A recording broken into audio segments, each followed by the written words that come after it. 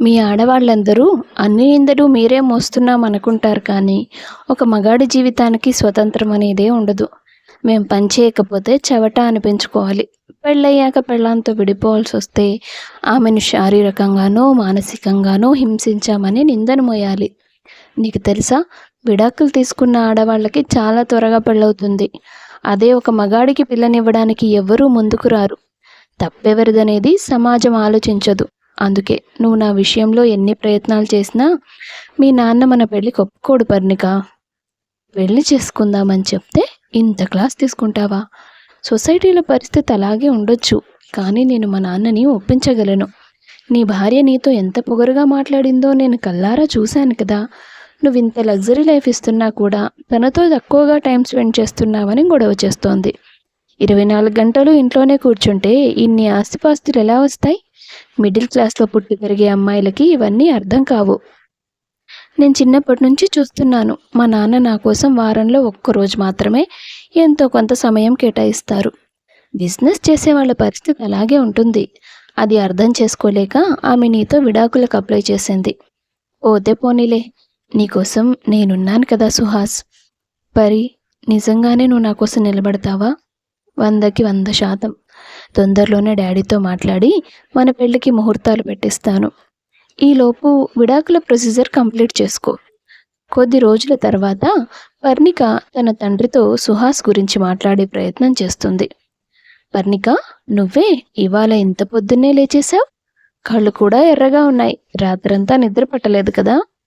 అవును డాడ్, అందుకే అట్లీస్ట్ మీతో జాగింగ్కి వద్దామని పొద్దున్నే బయటకు వచ్చేసాను. ఇవాళ జాగింగ్కి వెళ్ళట్లేదురా, ఇంకో గంటలో ఎయిర్పోర్ట్కి వెళ్ళాలి. ఓ అవునా డాడ్, నేను మీతో ఒక ముఖ్యమైన విషయం మాట్లాడాలి. నిజమే, నేను కూడా నీతో ఓ విషయం చెప్దామనుకుని మర్చిపోయాను. ఏంటి డాడ్ అది? ఈ సంవత్సరం నీకు పెళ్లి చేద్దామనుకుంటున్నాను తల్లి. మంచి కుర్రాన్ని కూడా చూశాను. నో డాడ్, నేను సుహాస్ని పెళ్లి చేసుకోవాలనుకుంటున్నాను. ఏంటి, సుహాసా? నో బేబీ, అతనికి ఆల్రెడీ పెళ్ళైంది కదా. యా డాడ్, బట్ డివోర్స్ అయిపోయింది. అందుకే మేమిద్దరం పెళ్లి చేసుకోవాలనుకుంటున్నాం. వాళ్ళ డివోర్స్కి నువ్వు కారణం కాదు కదా. నో వేస్, నేనెందుకు కారణమవుతాను? సంతోషం. ఏదేమైనా అతనితో నీ పెళ్లి జరగదు. ఎందుకు అలా అంటున్నారు? సుహాస్ కోట్లలో సంపాదిస్తున్నాడు కదా. ఆస్తి, అంతస్తు, హోదా అన్నీ ఉన్నాయి. ఇంకా ఏం కావాలి డాడ్? కారణం సింపుల్ తల్లి. నిన్ను రెండో పెళ్లివాడికిచ్చి నేను పెళ్లి చేయలేను. అలా చేస్తే నా సర్కిల్లో నేను తలెత్తుకోలేను.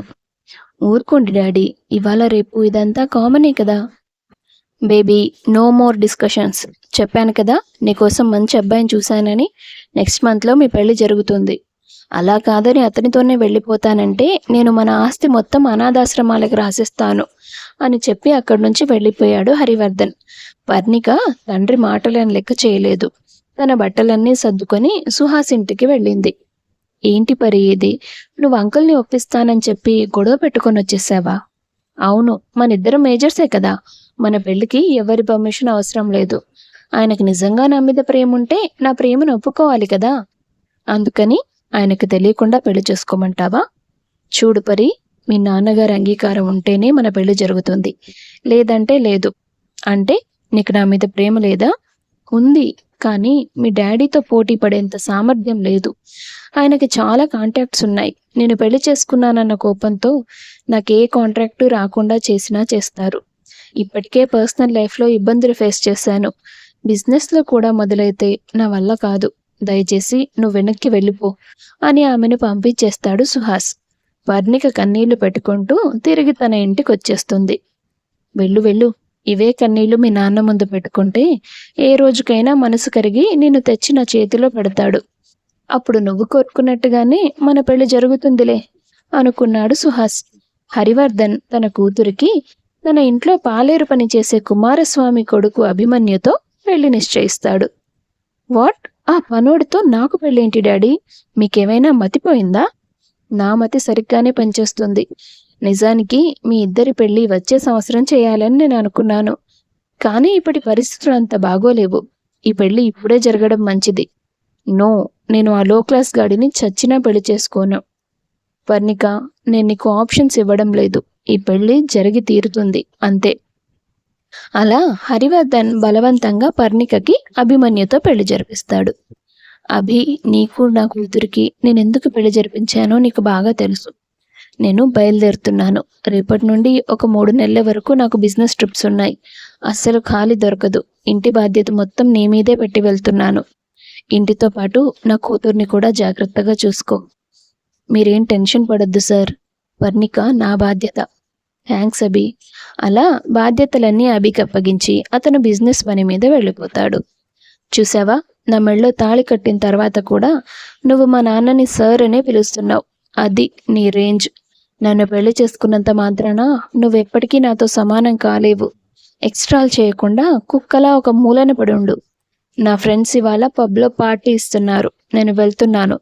తిరిగి వచ్చేదాకా ఇంటికి చెప్పాను కదా కుక్కవని, అలాగే కాపలాకాయి అని చాలా పొగరుగా మాట్లాడి బయటికి వెళ్ళబోయింది. అభిమన్యు ఆమె చెయ్యి పట్టుకొని ఆపి చెంప చెళ్ళుమనేలా కొడతాడు. హౌ డేర్ యూ, నన్నే కొడతావా? కొట్టకపోతే అర్ధరాత్రి నా పెళ్ళాం పబ్కెళ్ళి పార్టీ చేసుకుంటా అంటే హారతిచ్చి పంపించాలా? అసలు ఆ డ్రెస్ ఏంటే? బట్టలు వేసుకున్నట్టుగా లేదు, ఏదో టవల్ చుట్టుకున్నట్టుగా ఉంది. కొత్త పెళ్లి కూతురివి, చక్కగా పట్టు చీరలు కట్టుకొని అందంగా అలంకరించుకోవాల్సిన సమయంలో ఇలాంటి పొట్టి పొట్టి బట్టలు కట్టుకొని ఊర్ల మీద పడి తిరుగుతానని బయలుదేరావా? ఏయ్, నువ్వు చాలా ఎక్కువ చేస్తున్నావు. నేను మా నాన్నతో చెప్తాను. అబ్బా, ఎలా చెప్తావు? ఇప్పుడే ఫోన్ చేసి చెప్తాను. అవును కదా, ఒక్క నిమిషం అని ఆమె చేతిలో నుండి ఫోన్ లాక్కొని నేలకేసి కొడతాడు. మీ నాన్నగారు 3 నెలల వరకు ఇంటికి తిరిగిరారు. అప్పటి వరకు ఈ ఇంటికి నేనే బాస్ని. ఇంటికే కాదు, నీకు కూడా. పనివాడిని, కుక్కని అని మాట్లాడుతున్నావు కదా. రేపటి నుంచి నువ్వు ఇంట్లో పని మనిషిలాగా అన్ని పనులు చేయాలి. కుక్క పిల్లలాగా నేనేం చెప్పినా తలూపాలి. లేదంటే నువ్వు నో చెప్పిన ప్రతిసారి నీ సుతిమెత్తని జున్ను ముక్కల్లాంటి బుగ్గల మీద నా హస్తముద్రికలు పడతాయి. మా నాన్న నిన్ను నమ్మి నాతో పెళ్లి జరిపించాడని అడ్వాంటేజ్ తీసుకుంటున్నావు కదా. 3 నెలల తర్వాత అయినా మా నాన్న రావాల్సిందే కదా. అప్పుడు నేను ఇవన్నీ చెప్పకుండా ఉంటానా? నువ్వు నన్ను ఇంత హింసించావని తెలిస్తే ఆయన నిన్ను మెడపెట్టి బయటికి గెంటేస్తారు. అది అప్పుడు చూద్దాంలే. అప్పటిదాకా నువ్వు నేను చెప్పినట్టు వినాల్సిందే. వెళ్ళు, వెళ్ళి మంచి కాఫీ పెట్టి తీసుకురా. అందులో విషం లాంటిదేదీ కలపొద్దు. ఎందుకంటే ఫస్ట్ సిప్ నీతోనే తాగిస్తాను. పర్ణిక ఏమీ చేయలేక నిస్సహాయంగా వంటగది వైపు కదిలింది. అతను చిటికేసి, హలో, ముందు ఆ టవల్ తీసేసి మంచి చీర కట్టుకొనిరా అంటాడు. ఆమె అతను చెప్పినట్టుగానే డ్రెస్ మార్చుకొని కాఫీ చేసి తీసుకొచ్చి అతనికిస్తుంది. అతను దాన్ని చూసి, ఇది కాఫీయే కదా? అవును. సరే, కొంచెం తాగి తర్వాత నాకివ్వు. ఆమె ఆ కాఫీని కొద్దిగా తాగుతుంది. వెంటనే ఊసేసి, ఛీ, అస్సలు బాలేదు అంటుంది. మొగుడి మీద ఎంత కోపం ఉంటే మాత్రం ఇలాంటి చెత్త కాఫీ తీసుకొచ్చిస్తావా నువ్వు? నేనేం కావాలని చేయలేదు. ఇదే మొదటిసారి కదా నేను కాఫీ పెట్టడం. నాకు తెలిసే నువ్వెన్నడూ వంటగది మొహమే చూడలేదు కదా. కాఫీ ఎలా కలపాలో నేను చూపిస్తాను అని చెప్పి తన చేయి పట్టుకొని వంటగదిలోకి తీసుకెళ్లి కాఫీ కలపడం నేర్పిస్తాడు. అర్థమైంది కదా, రేపటి నుంచి ఇదే పద్ధతిలో నాకు కాఫీ కలిపివ్వాలి. అన్నట్టు రేపటి నుంచి వంట మనిషి రాదు. ఎందుకు? మన ఇద్దరి ప్రైవసీకి అడ్డంగా ఉంటుంది కదా. అందుకే ఒక 3 నెలల శాలరీ ముందే ఇచ్చేసి మాన్పించేశాను. రేపటి నుంచి నీకు నాకు కావలసినవన్నీ నువ్వే వండాలి అని చెప్పి అతను వెళ్ళి ఆమె గదిలో హ్యాపీగా ఏసీ వేసుకొని పడుకుంటాడు. అమ్మయ్య, వీడు లోపలికి వెళ్ళిపోయాడు. ఈ టైంలోనే నేను బయటికి వెళ్ళిపోవాలి, లేదంటే డాడ్ వచ్చేలోపు నన్ను హింసించి చంపేస్తాడు అనుకుని మెయిన్ డోర్ వైపుకి వెళ్తుందామె. బయటికి వెళ్ళడానికి ఉన్న డోర్లన్నీ లాక్ చేసే ఉన్నాయి. అబ్బా, వీడిది కూడా ఊహించాడన్నమాట. ఇప్పుడు ఈ టార్చర్ నుంచి నేను తప్పించుకునే మార్గమే లేదా అనుకుని చేసేదేమీ లేక తన గదికి వెళ్ళి నేల మీద బెడ్షీట్ వేసుకొని పడుకుంటుంది. రోజు ఉదయం 10 గంటలకు లేచే పర్ణికను అభి మరుసటి రోజు ఉదయం 6 గంటలకే నిద్రలేపిస్తాడు. ఏమైంది నీకు? ఇంకా తెల్లారలేదు కదా, అప్పుడే ఎందుకు లేపుతున్నావు? తెల్లారిందో లేదో కిటికీలు తెరిచి చూస్తే తెలుస్తుంది నీకే. త్వరగా లేచి ఫ్రెష్ అయ్యి నాకు కాఫీ కలుపుకొని తీసుకురా. కాఫీలు తాగే బతికేసేలా ఉన్నావేంట్రా? అర్ధరాత్రి కాఫీ అడుగుతావు, తెల్లారక ముందే కాఫీ అడుగుతావు. చంపుతున్నావు.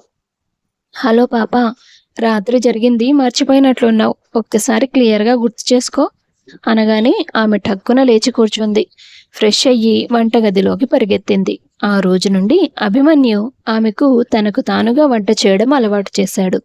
ఓ 15 రోజుల వరకు పక్కనే ఉండి తనతో పని చేయించాడు. ఆ తర్వాత ఆమెకు అలవాటైపోయింది. అంతకు ముందు తన లైఫ్ స్టైల్ వేరేలా ఉండేది. ఉదయం లేటుగా లేవడం, ఫ్రెండ్స్తో కలిసి బయటకెళ్లడం, అర్ధరాత్రి వరకు స్నేహితులతో షికార్లు చేసి ఆలస్యంగా ఇంటికి రావడం. ఇలా ఉన్న ఆమె జీవితం ఒక్కసారిగా ఇంటికి అంకితం అయిపోయింది. అభి, దాదాపు 20 రోజులైంది ఇల్లు దాటి బయటికి వెళ్ళి. ఒక్కరోజైనా నా ఫ్రెండ్స్తో గడిపొస్తాను. మళ్ళీ వస్తావా నువ్వు? నాకు డౌటే. అంతగా బయటికెళ్ళాలనుంటే నేను తీసుకెళ్తాను. నువ్వా? ఇంట్లోనే 24 గంటలు నీ మొహం చూడలేక చస్తున్నాను. మళ్ళీ బయటికెళ్ళాక కూడానా? అని మనసులోనే తిట్టుకుంది ఆమె. ఏదో ఒకట్లే, ఇంట్లోనే ఉంటే పిచ్చెక్కేలా ఉంది అనుకుని సరే అంటుంది. అతను ఒక రోజంతా ఆమెను షికార్కి తీసుకెళ్తాడు. అడిగినవన్నీ కొనిస్తాడు. బయటే భోజనం తినిపిస్తాడు. ఆ రోజు రాత్రి ఇంటికొచ్చిన తర్వాత ప్రశాంతంగా నిద్రపోతుంది పర్ణిక. మరుసటి రోజు నుండి మళ్ళీ మామూలే. తన ఇంట్లోనే తనని బంధించినట్లుగా భావించేది ఆమె. వేరే దారి లేక అతను అడిగినవన్నీ చేసి పెడుతూ ఉండేది. నెలలో 1-2 సార్లు ఆమెను బయటకు తీసుకెళ్లేవాడు అభిమన్యు. అలా 3 నెలలు గడిచిపోయాయి. హరివర్ధన్ ఇంటికి తిరిగొచ్చాడు. తండ్రి ఇంటికి రాగానే అతని భుజాల మీద వాలి ఏడవడం మొదలుపెట్టిందామె. డాడీ, నువ్వు లేని టైం చూసుకొని ఆ అభిమన్యు నన్ను ఎంత టార్చర్ చేశాడో తెలుసా? ఇంట్లో నన్ను పని మనిషిని చేస్తాడు. అన్ని పనులు నాతోనే చేయించాడు. మీరు అనవసరంగా వాడిని నమ్మి నాకు వాడికి పెళ్లి జరిపించారు అంటూ ఫిర్యాదు చేస్తుంది. హరివర్ధన్ చిన్నగా నవ్వి ఆమె తల మీద చేతితో నిమిరి, చాలా అలసిపోయాను తల్లి, ముందు కాసేపు కూర్చొనివ్వు అని సోఫాలో కూర్చుంటాడు. డాడ్, మీరు నేను చెప్పేది వినడం లేదు. చాలాసేపు జర్నీ చేశాను బేబీ. నీకు తెలుసు కదా నాకు బయట ఫుడ్ పడదని. ఫ్రెష్ అయి వస్తాను, బ్రేక్ఫాస్ట్ చేస్తూ మాట్లాడుకుందాం అని చెప్పి తన గదికి వెళ్ళిపోతాడు. అరగంట తర్వాత వచ్చి డైనింగ్ టేబుల్ దగ్గర కూర్చుంటాడు. వర్ణిక డైనింగ్ టేబుల్ నీట్గా సర్దేసి తండ్రికి వడ్డిస్తుంది. అభిని కూడా పిలవకపోయావా? డాడీ, మీరు ఆకలేస్తుందన్నారని ఓపిక పడుతున్నాను. ముందు మీరు తినండి, మీతో నేను చాలా మాట్లాడాలి. సరే అంటూ అతను తినడం మొదలు పెడతాడు. ఈ టిఫిన్ వంట మనిషి చేసిన దానిలాగా లేదే. చట్నీ కూడా చాలా బాగుంది. అసలు ఇంట్లో వంట మనిషి ఉంటే కదా డాడ్, వచ్చినప్పటి నుండి నేను అదే మొత్తుకుంటున్నాను. అంటే నువ్వే చేసావా? అవును, చాలా బాగా చేసావు బేబీ. నువ్వింత చక్కగా వంట చేస్తావని నేను ఊహించలేదు అంటూ అతను ఇష్టంగా తింటాడు. అతను తినడం పూర్తయిన తర్వాత వర్ణిక ఆ 3 నెలల్లో జరిగిందంతా తండ్రికి చెప్తుంది. కానీ అతను ఏమీ పట్టనట్టే ఉంటాడు. పోనీలేమ్మా, అతను నీ భర్తే కదా, కట్టుకున్నవాడికి వండి పెట్టడం భార్యగా నీ బాధ్యతే కదా. డాడీ, మీకు అర్థం కావట్లేదు. వాడు కావాలని నన్ను టార్చర్ చేస్తున్నాడు. ఇది మాత్రమే కాదు, నా మీద చేయి చేసుకున్నాడు కూడా. అలాంటి వాడు మన ఇంట్లో ఉండడానికి వీల్లేదు డాడీ. నేను ఒప్పుకోను.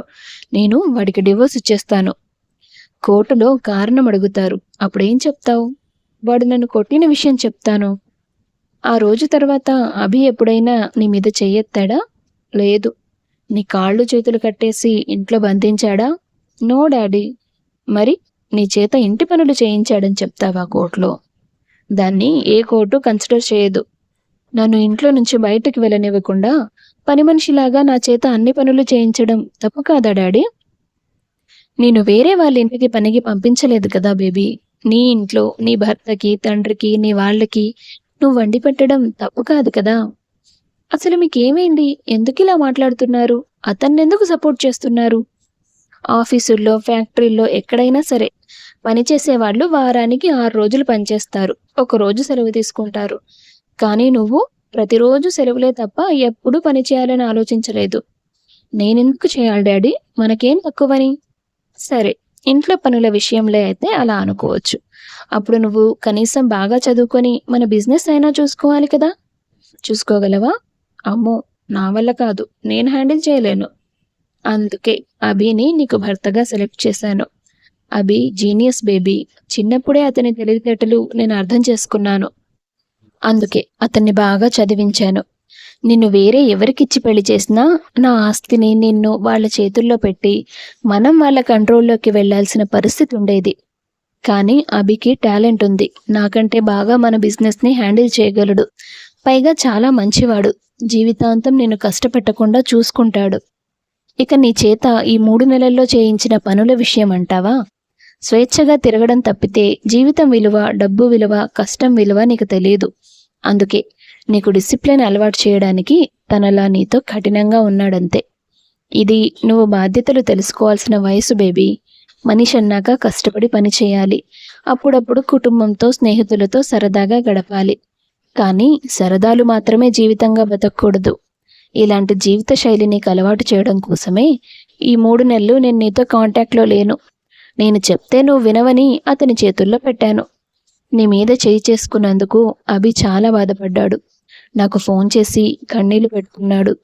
ఎందుకు తనతో కఠినంగా ప్రవర్తించమని నాకు చెప్పారు అని బాధపడ్డాడు. అతనికి నువ్వంటే చాలా గౌరవం, చాలా ఇష్టం కూడా. నా తర్వాత నా అంతగా నిన్ను ప్రేమించేది అభి మాత్రమే. ఈ ఆస్తిపాస్తులు, ఈ లగ్జరీ లైఫ్తో పాటు నీకు ఒక సెక్యూర్డ్ ఫ్యామిలీ లైఫ్ ఇవ్వడం కోసమే నేను అభిని నీకు భర్తగా సెలెక్ట్ చేశాను. అన్నిటికంటే ముఖ్యమైన విషయం ఏంటంటే సుహాస్ భార్య అతనికి విడాకులు ఇవ్వడంలో ఆమె తప్పు లేదు. ఆఫీస్లో కొంతమంది అమ్మాయిలతో అఫేర్ పెట్టుకొని ఆమెను నిర్లక్ష్యం చేయడం వల్ల ఆమె విడాకులు ఇవ్వాల్సి వచ్చింది. ఇదంతా నీకు అర్థం కాకుండా వాడు నిన్ను మాయ చేశాడు. నువ్వెలాగైనా నన్ను కన్విన్స్ చేసి వాడిని పెళ్లి చేసుకుంటే మన బిజినెస్ కూడా వాడి చేతుల్లోకి వెళ్తుందనేది వాడి దురాశ. అదంతా పసిగట్టాను కాబట్టే జాగ్రత్త పడి నీకు ముందుగానే అభిమన్యుతో పెళ్లి జరిపించాను. అన్నీ తెలిసి కూడా అభి ఒక్క ప్రశ్న కూడా వేయలేదు. మనస్ఫూర్తిగా నిన్ను స్వీకరించాడు. ఇప్పటికైనా నీ భర్తను అర్థం చేసుకొని నీ కాపురాన్ని చక్కదిద్దుకోమ్మా. తండ్రి చెప్పిందంతా విన్నాక పర్ణిక ఆలోచనలో పడింది. ఆ రోజు సాయంత్రం తన భర్తతో మనస్ఫూర్తిగా మాట్లాడాలని నిర్ణయించుకుంది. అభి, ఏం చేస్తున్నావు? ఏం లేదు మేడం, ఈ 3 నెలల్లో జరిగిన దాని గురించి ఆలోచిస్తున్నాను. మేడం ఏంటి, రోజు నన్ను పేరు పెట్టే పిలుస్తున్నావు కదా? అదంతా సార్ చెప్పారని మాత్రమే. మీ ఆలోచన రీతిలో మార్పు రావాలని కాస్త కఠినంగా ఉన్నాను తప్ప మీతో నేను ఎప్పటికీ సమానం కాలేను. అది నాకు తెలుసు. అలా అనొద్దవి. ఇన్నాళ్ళు నాకు లైఫ్ అంటే ఏంటో అర్థం కాలేదు. నాకేదనిపిస్తే అదే కరెక్ట్ అనుకున్నాను. కానీ నాన్న, నువ్వు నా చుట్టూ ఉన్న సమస్యల నుండి నన్ను ప్రొటెక్ట్ చేస్తున్నారని తెలుసుకోలేకపోయాను. అందుకే నీ గురించి చాలా చులకనగా మాట్లాడాను. రియల్లీ సారీ అంటూ అతనికి క్షమాపణలు చెప్తుంది. నువ్వంటే నాకు ప్రాణం పర్ణిక. చిన్నప్పటి నుంచి నిన్ను నేను కోటలో యువరాణిలాగే చూశాను. నీ జీవితంలోకి రావాలని ఎప్పుడూ కోరుకోలేదు. కానీ ఆ అదృష్టం నన్ను వరించింది. నువ్వు నన్ను భర్తగా చూడాల్సిన అవసరం లేదు. ఒక మంచి ఫ్రెండ్లా చూసినా చాలు. నాకు జీవితం రంగులమయంగా కనిపిస్తుంది. సరే, అయితే మన ప్రయాణాన్ని స్నేహంతో మొదలు పెడదాం. ఇప్పటి నుండి పరి, అభి బెస్ట్ ఫ్రెండ్స్ అంటుంది ఆమె. కొద్ది రోజుల పాటు వాళ్ళిద్దరూ మంచి స్నేహితుల్లాగా మెలుగుతారు. ఒకరి మనసునొకరు అర్థం చేసుకుంటారు. కాలం గడుస్తున్న కొద్దీ భర్త మంచితనాన్ని, తన మీద అతనికున్న ప్రేమను పర్ణిక పూర్తిగా అర్థం చేసుకుంటుంది. ఆ విధంగా ముందు భార్యాభర్తలుగా, తర్వాత శత్రువులుగా, తర్వాత స్నేహితులుగా, చివరికి ఆదర్శ దంపతులుగా మారతారు. అభిమన్యు హరివర్ధన్ కంపెనీ బాధ్యతలు తీసుకుంటాడు. బిజినెస్ని సమర్థవంతంగా హ్యాండిల్ చేస్తూ అందరి మన్ననలు పొందుతాడు. పర్ణికతో సంతోషకరమైన జీవితాన్ని గడుపుతాడు. అలా వాళ్ళిద్దరి కథ సుఖాంతం అవుతుంది. కుటుంబం రక్షణ గోడ లాంటిది. దాన్ని చాలా మంది పిల్లలు బందికానాలా భావిస్తున్నారు. జీవితం విలువ అర్థమైన రోజే కుటుంబం విలువేంటో తెలిసొస్తుంది. ఎవరు నిజమైన ఆప్తులో అర్థమవుతుంది. కథ నచ్చితే వీడియో లైక్ చేసి షేర్ చేయండి. తప్పకుండా ఛానల్ను సబ్స్క్రైబ్ చేసుకోండి. మీ అభిప్రాయాన్ని కామెంట్స్ రూపంలో తెలియపరచండి. అందరికీ ధన్యవాదాలు.